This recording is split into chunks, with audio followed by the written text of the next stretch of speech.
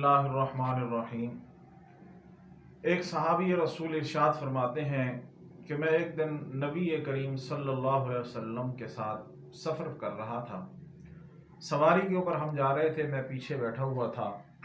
तो चलते चलते सवारी को ठोकर लगी, तो मैंने कहा शैतान बर्बाद हो जाए।